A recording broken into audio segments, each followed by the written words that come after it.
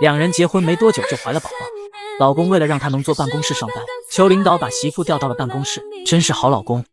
总厂食堂吃饭时，江庆一直在思考一件事，在想什么呢？不怪他问，从坐下没多久开始，江庆就一直愣愣地盯着饭盒，整个人都走神了，被萧雨一句话拉回注意力。江庆笑了笑，我在想用演出来做长期宣传的可行性。你打算继续做短剧？是啊，上次演出效果很好，说明这种形式受到大家的认可，如果固定成一种宣传模式，应该很有效果。萧雨点点头，上次演出真的特别好看，大家都很喜欢，如果用来做宣传，确实很不错。我再好好想想，然后跟周处长商量下，看看可行性如何。江庆深知自己只是个才上了1天班的职场小菜鸡，啥决定都下不了，再好的想法也必须得周处长拍板才行。中午吃完饭，江庆回到办公桌后，开始整理上午记下来的故事，需要他再加工，把这些故事串联起来，润色后成稿。你中午不睡一会儿吗？你怀着孕，更得好好休息。知道他关心自己，江庆笑了笑。我不累，晚上睡得早，每天都睡10个小时以上，中午实在睡不着，正好我趁着刚采访完，把素材整理一下。说完，江庆又埋头继续写。萧雨此刻对江庆佩服的不要不要的。明明她一个孕妇，不需要这么拼命，然而江庆却拿出10分的努力，难怪人家又是先进，又是省劳模的，这么拼，拿什么荣誉都不过分。跟江庆一比，萧雨顿时觉得自己是不是太松懈了。他转过身，也开始认真工作，一直写到下午3点，江庆才把稿子写完。他把3位老同志的事迹穿插在一起，分成3个部分，逐渐升华，最终写出来一篇2000字的文章。江庆拿着稿子来到周处长办公室，把稿子给他看了一遍，同时说了自己写这篇稿子的初衷。周处长看完整篇稿子，激动极了。小江啊，这个思路非常好，是个非常新颖的角度，完全没问题。这周的报纸上就把这篇登上去。没想到你在写稿方面也这么有才华，把你调过来了，算是调对了。见周处长主动提起来这个话题，江庆刚好顺着说下去。处长，我还没来得及谢谢您，感谢您把我调到宣传处，让我有了一个全新的工作环境，我非常喜欢现在的工作，会继续努力下去的。你别感谢我，要感谢就感谢傅少铎吧。傅少铎？是啊，要不是他来找我，让我一定把你调过来，这次调动的事可不会这么顺利。他来找过你？江庆惊呆了。是啊，他来的时候我还很惊讶来着。可能你不知道，小傅他为了自己的事，从来没求过任何人，包括上次调动去哈市。脚黄了的时候，其实他托关系，想去也不是没可能，可他就是不肯啊，脾气倔得很。这样一个人，为了你特意跑来找我，你知道我当时有多惊讶吗？你在他心里的位置可太重要了，看到你们2个现在好好的，我真替你们高兴。周处长一番话说完，江庆心头颤动不已，他万万没想到自己这次调动工作的机会，竟然是傅少铎来求周处长给办成的。我真没想到。他喃喃地说，小傅就是这样的人，我太了解他了。不管怎么说，还是要谢谢处长，这篇稿子我拿回去再修一下，我先走了。从周处长的办公室离开，江庆心情久久不能平复。才分开不过短短的1天时间，江庆已经开始想念傅少铎了，尤其在现在这个时候。嫂子，一道声音从江庆身后传来。江庆回头，一眼瞧见王维远笑呵呵地看着他。小王，嫂子，早听说你要来我们宣传处，没想到这么快就来报道了，欢迎加入宣传处，以后咱们是同事了。是啊，没想到咱们会成为同事。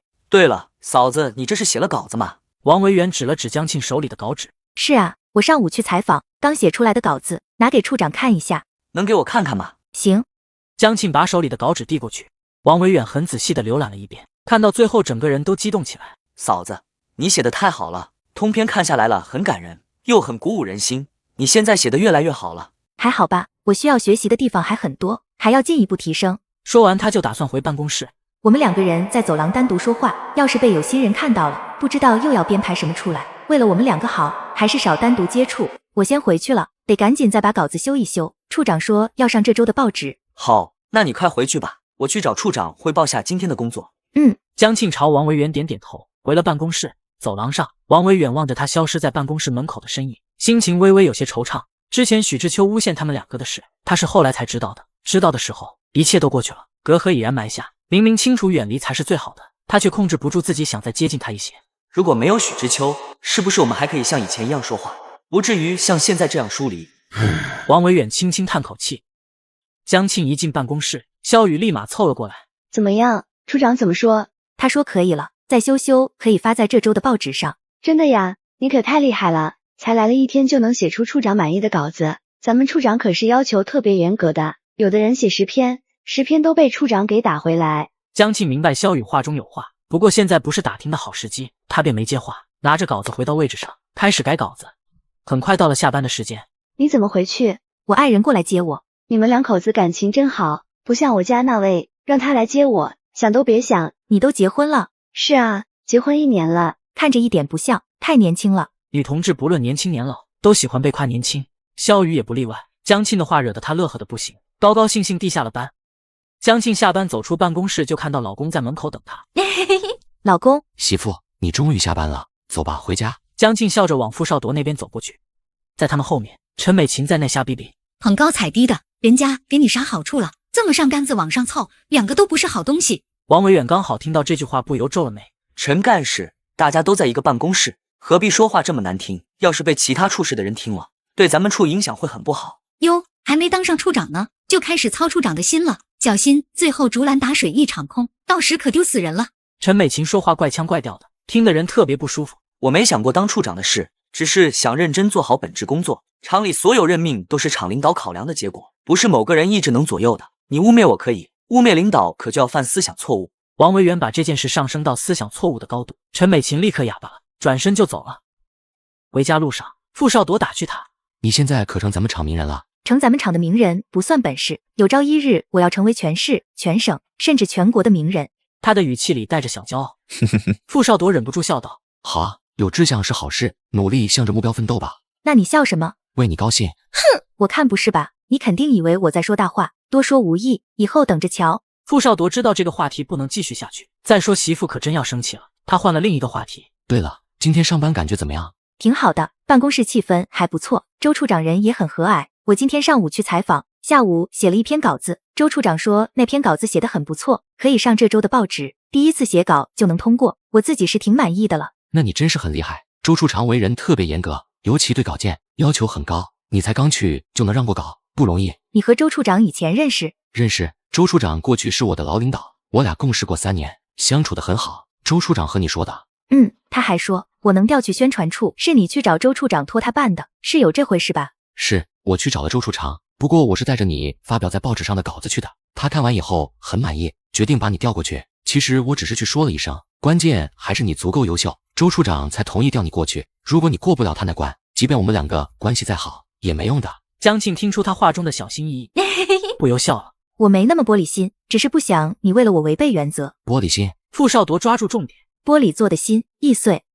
这形容还真贴切。江庆笑着搂紧了他的腰，这会儿已经离开了总厂，看看四下无人，他把脸贴了上去，靠在他背上。晚上想吃点什么？吃什么都行，不用特意给我做。那不行，我媳妇辛苦1天了，必须得吃点好的。这点辛苦不算什么，跟地里干活风吹日晒比起来，办公室里太舒服了。不管怎么说，第1天上班有特权，今晚可以点菜。真的呀？那我可不客气了，我要吃糖醋肉段。好，回家就做。回到家，傅少铎正站在案板前切菜，江庆走过去，从饼干袋子里拿出一块曲奇饼干，塞进了他嘴里，冷不防的一下，弄得傅少铎一愣。你快回屋去，一会儿我要切肉了，闻到生肉的腥味，你该不舒服了。你快回屋自己吃去。上了一下午班，不饿才怪，你吃了我才走，不然不走。江庆举着饼干，不肯妥协，傅少铎无法，只得吃下他手里的饼干。这才对嘛，零食就得2个人一块吃，一个人吃不香。好，你说的都对，去等着，我一会儿要切肉了。这回江庆乖乖的回了里屋，傅少铎做好了饭，招呼江庆吃饭。到糖醋肉段的香气，江庆立刻食欲满满，端起饭碗开吃。太好吃了，是我想吃的那个味道。那就多吃点。你也吃，别管我。傅少铎看着他吃得香，比自己吃心情还要好。看着他又吃了2块下去，他才开始吃饭。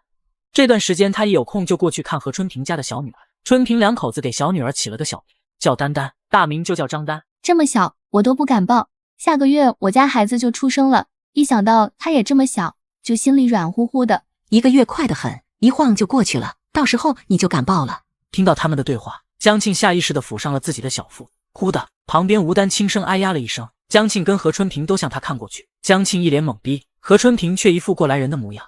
是不是踹你了？踹得厉害不？吴丹用手抚住肚子，刚才那一脚踹得可狠了。你家这孩子看来是个活泼的孩子，还在肚子里就这么活跃，好神奇啊。再有3个月你也能感受到了。是啊，还有3个月，在他在我肚子里就是个小豆芽。江庆又摸了摸小腹，何春平冲他一乐，这什么急？现在是你们两口子最后的消停日子，好好珍惜吧。等孩子一出来，有你们累的。可不是，我现在已经能预见到下个月该是多么兵荒马乱的场景了。庆姐还能再自由几个月。江庆早就做好了思想准备，各年代都是休完1个月产假就上班的，没有人搞特殊。他想着提前给两边打个招呼，看哪个老太太要过来照顾他。最好是詹玉敏，毕竟是自己娘家妈，有啥事都好说。不过她还在上班，估计也就能照顾个月子，就得回去。后面大概率还得婆婆过来照顾。父母不是个多事的老太太，脾气温和，挺讲道理，一起住应该能相处得来吧。江庆正在胡乱想着，旁边吴丹还有何春平问他今天上班怎么样。还不错，一个办公室里有4个同事，其中3个都挺好，有一个爱说酸话。我们处长人很好，业务能力强，人也和善。你说周处长和善？何春平诧异地睁大了眼睛。挺和善的。那估计是对你是不了解他。他那个人要求非常高，对自己高，对别人也高。要是让他不满意，那脾气大的吓人。真的呀？这回轮到江庆诧异地睁大了眼。我还能骗你不成？你以后跟他接触多留意着点，千万别惹他不高兴。何春平不放心地嘱咐。江庆哦一声应道，心里还有些不敢相信。